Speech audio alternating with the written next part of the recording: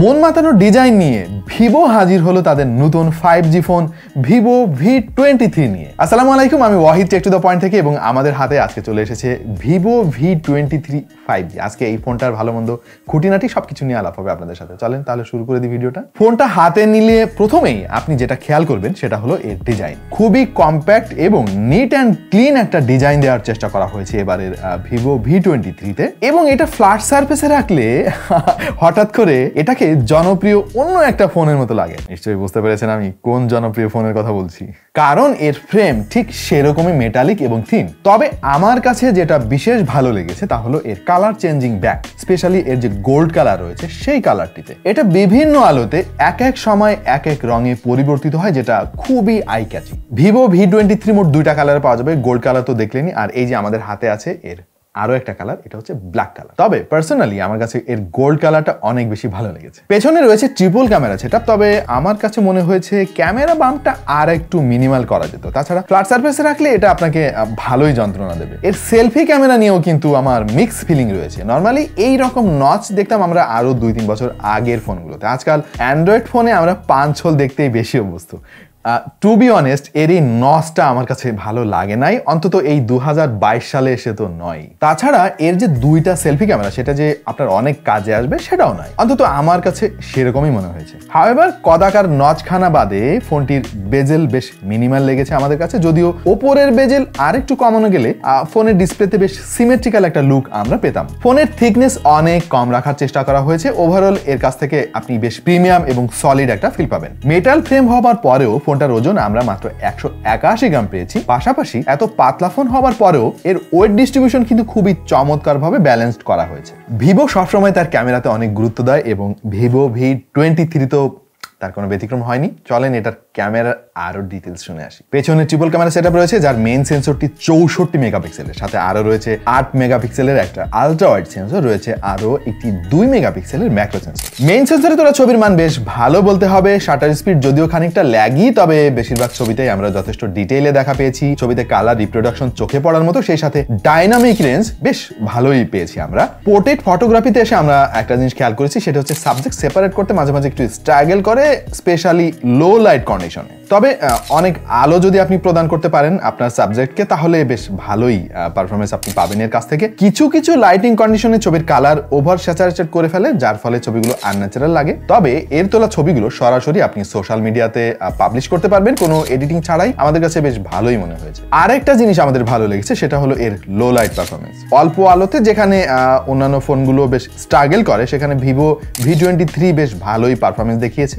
যদিও আলো অতিরিক্ত কমে গেলে তখন ছবিগুলো অনেক সফট হয়ে যায় আর শাটার স্পিড অনেক অনেক স্লো হয়ে যায়। এতে ম্যাক্রো ফটোগ্রাফির জন্য যে 2 মেগাপিক্সেলের সেন্সর দেওয়া হয়েছে, এটা আসলে খুব একটা কাজের না। এটা দেওয়ার চাইতে না দেওয়াই আরো ভালো ছিল, অন্তত 5 মেগাপিক্সেল দেওয়া উচিত ছিল। আর তাছাড়া আলট্রা ওয়াইড সেন্সরটা মাত্র 8 মেগাপিক্সেল হয়, এইটার ছবির কোয়ালিটি আসলে আমাদের কাছে খুব একটা সুবিধার মনে হয় নাই। তবে সেলফিতে 50 মেগাপিক্সেলের মেইন সেন্সর রয়েছে, পাশাপাশি রয়েছে 8 মেগাপিক্সেলের একটা ওয়াইড অ্যাঙ্গেল সেন্সর। সেলফি ক্যামেরার মেইন সেন্সরের ছবি নিয়ে আমাদের কোনো কমপ্লেন নাই, বেশ ভালো ডিটেইল ধরে রাখতে পারে এবং অল্প আলোতেও ছবিতে বেশ ভালোই শার্পনেস পেয়েছি আমরা। তবে আমার আপত্তি এর আলট্রা ওয়াইড সেন্সরটাকে নিয়ে, যে কারণে এতে এই 2020 সালে এসে নচ ইমপ্লিমেন্ট করা হয়েছে, সেটা আমার কাছে টু বি অনেস্ট যুক্তিসঙ্গত মনে হয় নাই। তার কারণ হচ্ছে এর সেলফি ক্যামেরার আলট্রা ওয়াইড সেন্সর যখন আপনি অ্যাক্টিভ করবেন দেখবেন ছবির কোয়ালিটি অনেক খারাপ হয়ে গিয়েছে। তাহলে এইটা এখানে দিয়ে আসলে লাভটা কি হলো? বাই দ্য ওয়ে, এতে জাইরো বেসড EIS আছে, বেশ ভালোই স্ট্যাবল ফুটেজ পাবেন এবং আমরা লো লাইটে ভিডিও করার চেষ্টা করেছি, বেশ ভালোই ফুটেজ পেয়েছি আমরা। সব মিলিয়ে এর ক্যামেরা পারফরমেন্স আমাদের কাছে বেশ ভালোই লেগেছে। তবে ফোনের দাম বিবেচনায় আমাদের এক্সপেকটেশনটা আর একটু বেটার ছিল আর কি। অলরাইট, এবার আমরা চলে যাচ্ছি ফোনটার অন্যান্য কিছু প্যারামিটারে। যেমন এতে Android 12 ব্যবহার করা হয়েছে, এটা খুব ভালো একটা দিক। সেই সাথে রয়েছে FunTouch OS 12 এবং এই দুইটার কম্বিনেশন কিন্তু বেশ স্মুথ একটা পারফরমেন্স আপনি পাবেন। আর হার্ডওয়্যার হিসেবে এতে ব্যবহার করা হয়েছে MediaTek Dimensity 920 5G চিপসেট, যেটা 6 ন্যানোমিটারের। 6 ন্যানোমিটার হয় এটা খুব কম পাওয়ার কনজিউম করে, সুতরাং বেশ ভালো একটা ব্যাটারি ব্যাকআপের কাছ থেকে আপনি পাবেন। এবং অক্টাকোর সিপিইউ এতে রয়েছে, যার দুইটা হচ্ছে 2.5 GHz এর Cortex A78 এবং 6টা 2.0 GHz এর Cortex A55, আর জিপিইউ রয়েছে Mali G68 যেটা MC4। আচ্ছা, এতে RAM ব্যবহার করা হয়েছে 8GB। আমার এখানে কোনো কমপ্লেন নেই। কমপ্লেনটা হচ্ছে এর ইন্টারনাল স্টোরেজ নিয়ে। এখানে মাত্র 128GB ব্যবহার করা হয়েছে, যেটা এক্সপ্যান্ড যদি করা যেত তাহলে আমি মেনে নিতাম, বাট আনফর্চুনেটলি এতে মেমোরি কার্ড স্লটই নাই।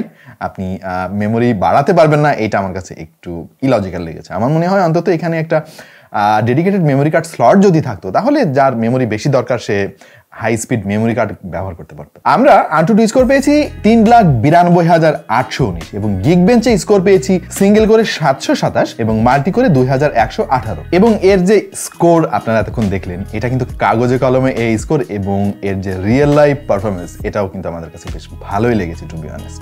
মাল্টিটাস্কিং সহ অ্যাপ ওপেনিং এবং অ্যাপ সুইচিং বেশ স্মুথ পেয়েছি, আর গেমারদেরও বেশ ভালোই সাপোর্ট দেবে। আমরা কল অফ ডিউটি, অ্যাসফল্ট 9 সহ ফ্রি ফায়ার ট্রাই করেছি এবং আশানুরূপ পারফরমেন্স পেয়েছি, যদিও আমরা পাবজি ট্রাই করতে পারি নাই কারণ আমাদের দেশে এটা ব্যান রয়েছে। তবে চোখে পড়ার মতো ব্যাপার হলো তেমন হিট প্রডিউস করে না ফোনটা। আমার ধারণা ছিল স্লিম ফোন হওয়ায় হয়তো অনেক গরম হবে, বাট সেই রকম কোনো ইস্যু আমাদের চোখে পড়ে নাই। ফোনের ডিসপ্লেতেও কিন্তু ভিভো V23 আমাদের খুব একটা হতাশ করে নাই। খুবই ভাইব্রেন্ট এবং কালারফুল একটা অ্যামোলেড প্যানেল তারা ব্যবহার করেছে, যেটা সাইজ হচ্ছে 6.44 ইঞ্চি। তাছাড়া এতে রয়েছে 90 হার্জ রিফ্রেশ রেট এবং HDR+ সাপোর্ট। এর প্যানেলটা প্রচুর ব্রাইটনেস প্রোভাইড করে এবং আউটডোরেও তেমন একটা ইস্যু আমরা খেয়াল করি নাই, এবং এটার যে ভিউইং অ্যাঙ্গেল এটা কিন্তু চমৎকার। পাশাপাশি যথেষ্ট শার্পনেস রয়েছে এতে, এর PPI অনেক বেশি, সেটা আসলে ডিসপ্লের দিকে তাকালেই বোঝা যাচ্ছে। সো এটা ডিসপ্লে নিয়ে কিন্তু আমার তেমন কোনো কমপ্লেন নেই। এবার চলে আসি এটার ব্যাটারি পারফরমেন্স নিয়ে। ফোনটা কিন্তু অনেক স্লিম এবং এতে 4200 mAh এর ব্যাটারি তারা ইমপ্লিমেন্ট করতে পেরেছে।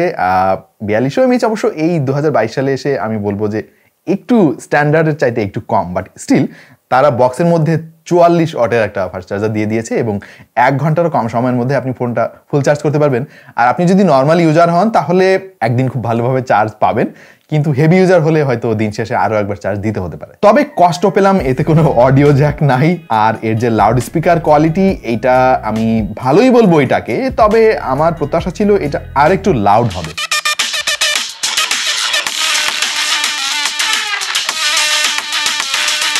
আর স্পেশালি আমি একটা জিনিস এক্সপেক্ট করেছিলাম, এখানে স্টেরিও স্পিকার এক্সপেক্ট করেছিলাম, যেটা না থাকাতে আমি একটু হতাশই হয়েছি বলতে হবে। ওকে, অফিসিয়াল ওয়ারেন্টি সহ এই ফোনটার দাম হচ্ছে 39,990 টাকা, যেটা আমার কাছে স্লাইটলি ওভার প্রাইস মনে হয়েছে, কারণ আপনি যদি মার্কেটের দিকে তাকান তাহলে এই দামে আরো অনেক ফোন পেয়ে যাবেন, যাতে আরো অনেক অ্যাডভান্স ফিচার পেয়ে যাবেন।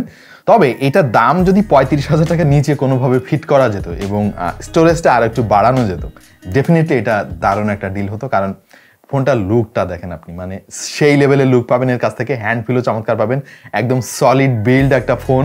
যারা খুব চমৎকার ডিজাইনের ফোন পছন্দ করেন, ভালো বিল্ড কোয়ালিটি, ভালো ব্যাটারি, ভালো ডিসপ্লে, তাদের জন্য ডেফিনেটলি এই ফোনটা দারুণ একটা অপশন। বাট স্টিল যেহেতু এটা অফিসিয়াল ফোন আর ভিভো সাধারণত ডিজাইনের দিকে বেশি গুরুত্ব দেয়, সব মিলিয়ে ভিভোর একটা কাস্টমার শ্রেণী আছে, তারা খুব ভালোভাবে ফোনটা লুফে নেবে। বাট আমার জন্য আমি বলবো যে এখানে আরেকটু দাম অবশ্যই কমানো উচিত ছিল। তো প্রিয় দর্শক, আপনার কাছে কেমন লাগলো ভিভো V23? আমাদেরকে কমেন্টে অবশ্যই জানিয়ে দিন। সামনে আর কি নিয়ে ভিডিও দেখতে চান সেটাও জানাতে পারেন। আর যারা এখন আমাদের চ্যানেলে সাবস্ক্রাইব করেনি, এখনই সাবস্ক্রাইব করে নোটিফিকেশনটা অন করে দিন, যাতে করে আমরা কোনো ভিডিও আপলোড করলে সাথে সাথে আপনি দেখতে পারেন। দেখা হয়ে যেতে পারে অন্য কোনো ভিডিওতে ভিন্ন কোনো বিষয় নিয়ে। সে পর্যন্ত সবাই ভালো থাকুন, সুস্থ থাকুন আর দেখতে থাকুন টেক টু দ্য পয়েন্ট।